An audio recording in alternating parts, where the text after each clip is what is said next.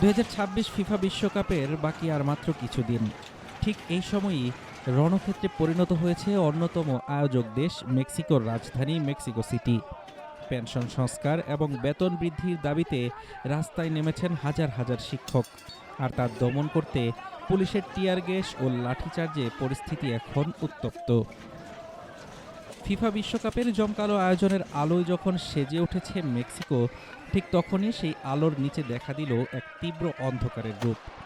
সোমবার রাজধানী মেক্সিকো সিটিতে নেমে আসে national coordinator of education workers বা সিএনটিই এর হাজার হাজার বিক্ষুব্ধ শিক্ষক। দাবি 100% বেতন বৃদ্ধি, উন্নত কর্মপরিবেশ আর বিতর্কিত পেনশন আইনের সংস্কার। বিশ্বকাপের প্রচারমূলক অনুষ্ঠানের জন্য জোকালোর প্লাজা দে লা কনস্টিটিউশনে গড়ে তোলা হয়েছিল লোহার প্রাচীর, কিন্তু ক্ষুব্ধ শিক্ষকরা সেই ব্যারিকেড ভাঙার চেষ্টা করতেই রণক্ষেত্রে পরিণত হয় চারপাশ। পুলিশ পরিস্থিতি নিয়ন্ত্রণে ছুটতে থাকে একের পর এক টিয়ার গ্যাস, আহত হন শতাধিক শিক্ষক। বিক্ষোভকারীরা জানান, তারা আমাদের দমন-পীড়ন দিয়ে স্বাগত জানাচ্ছে। আমরা সরাসরি বলতে চাই, এটি কোনো লক্ষ্যভ্রষ্ট রাবার বুলেট ছিল না। পুলিশ আমাদের লক্ষ্য করেই সরাসরি আক্রমণ করেছে। আমরা এই বর্বরতার জন্য ফেডারেল সরকারকে সম্পূর্ণভাবে দায়ী করছি।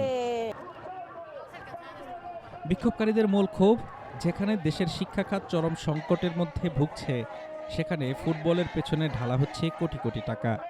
2007 সালের বিতর্কিত ইশতে আইনের কারণে বাতিল হয়েছে সরকারি পেনশন ব্যবস্থা, বাড়ানো হয়েছে অবসরের বয়স। শিক্ষকরা চান পুরনো এবং বৈষম্যহীন সেই পেনশন ব্যবস্থার পুনর্বহাল।